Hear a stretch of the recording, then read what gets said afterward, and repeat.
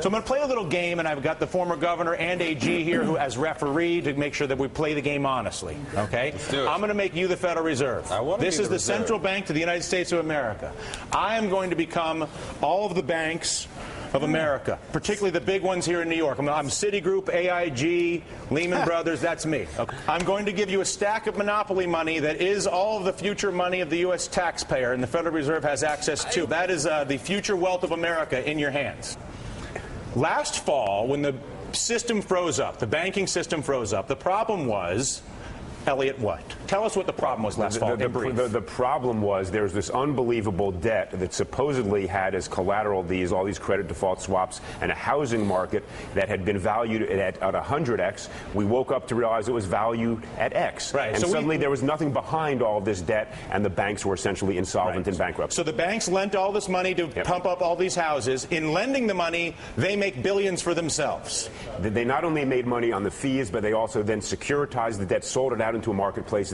Some of them at least, held virtually none of it because arguably they knew it was not going to be worth very much. And so they sold it to people unknowingly. The value drops. The banks nonetheless have a lot of debt that is collateralized by this supposedly valuable real estate. Boom, everyberry's bankrupt. Everybody's bankrupt. The economy freezes. The risk is Depression-era layoffs, total insolvency. Ben Bernanke walks into the room. You're Ben Bernanke. You're the Federal Reserve. You're dealing with what Elliot just described. Total insolvency. No one can agree what it's worth. I'm the bank. I'm suddenly holding a pile of garbage. Okay? I'm going to bring it under the table. But the economy can't function if I can't get money for my garbage. So the Federal Reserve, using taxpayer money, basically becomes a goodwill store for the bank. So the banks take all their garbage to the Federal Reserve. You take that. Garbage, Dylan? And then, like the goodwill, the banks are able to write in what they believe the value of the goodwill bag is. And I believe that was $13.9 trillion, if you don't mind, for the bag. 13.9 trillion, please. Excellent. Give away all the big bills. No, listen, it's a lot of money. So now the Fed gives the banks the $13.9 trillion. I now have cash again as opposed to a pile of garbage. That is inherently, by the way, a good thing in the short term, because that's why our economy functions again. That's why the Dow goes to 9,000. Fast forward to this summer, July of this year. We now want to know what's in this garbage bag, because this garbage bag represents the risk of the future of this country. If this is worth 13, no, don't tell anybody. The Fed doesn't want anybody to know. He wants to know. I want to know. Why do you want to know what's in this bag? So why is it so important to America? I want to know if there's anything in there that is worth the money you've been given. And I want to know what you knew it was worth, and when you knew what it was worth. If it was zero, why were you doing what you were doing? We asked the chairman of the Federal Reserve, or not we, Congress has asked the chairman of the Federal Reserve to tell us what's in the bag. What did you give the $13.9 trillion for? Ben Bernanke, when asked what's inside of this bag and why he doesn't want to say what's inside of this bag, said the following. He said, if I disclosed more information about what's inside of what the banks gave to the Fed, it would inhibit discussion. If I disclosed what's inside the bag, it would inhibit the provision of information. Let me repeat that. Providing information about what's inside the bag of goodwill from the banks, which is all those bad debts that was given to the Fed, would inhibit the provision of information. And it would implicitly, he says, provide the sense that Congress was second-guessing or trying to override the Fed.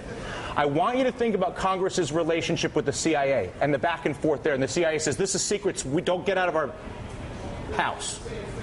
Federal Reserve saying the same thing. But the problem is the Federal Reserve just extended $14 trillion of our money, our children's money, America's future, our national security, and now they don't want to talk about what's in the bag, and they did it because the banks created a garbage bag full of bad debts. Hey, does that make sense, Jonathan? Yeah, but I'm confused by one thing. Please. Isn't the difference between the Fed and the CIA is that the Fed is quasi-independent of of Congress and the White House. Absolutely. Wouldn't that be trampling on their autonomy? Whereas with the CIA, it's tell them why there's an exception. Jonathan, let me tell you something. You're right. The Fed has benefited over the decades from the notion that it is quasi-autonomous. It is supposed to be independent. Let me tell you a dirty secret. The Fed has done an absolutely disastrous job since Paul Volcker left. A disaster. Sorry, I hate to break it to you. If you're giving the money in this direction, I'd take a different view. The reality is the Fed has blown it time and time again. Alan Greenspan, whom we now can look back, good guy, smart, all that. Well-intentioned, it's a bad system. They blew it bubble after bubble. They failed to understand what they were doing to the economy, and that they've created multiple bubbles without permitting the economy underneath it to grow. We need to ask the hard questions. The most poignant example for me is the AIG bailout, where they gave billions, tens of billions of dollars that went right through conduit payments to the investment banks that are now solvent. They needed to get the money to the banks. We didn't get stock in those banks. They didn't ask what had been going on. This begs and cries out for hard, tough examination. The Fed was quasi-autonomous from the public, but it was run by the banks.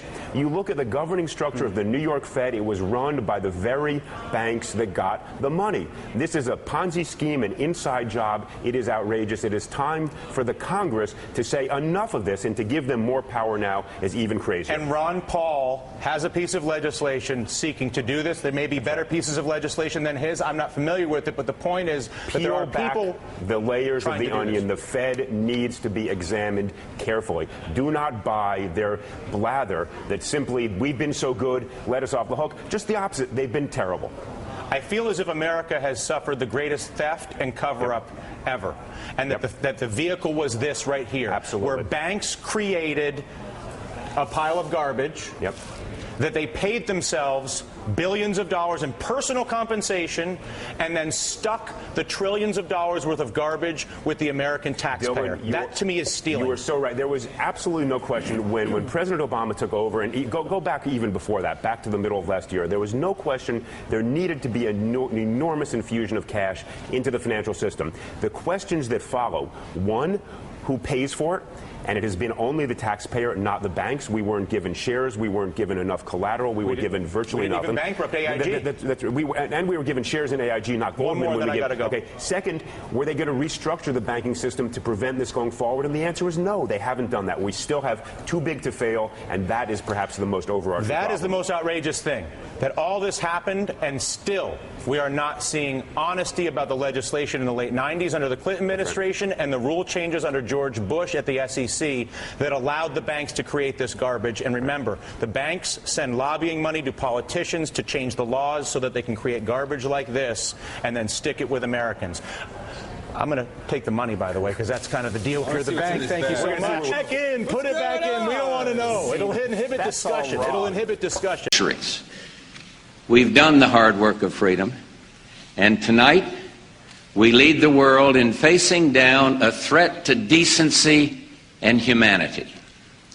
What is at stake is more than one small country. It is a big idea, a new world order, where diverse nations are drawn together in common cause to achieve the universal aspirations of mankind: peace and security, freedom.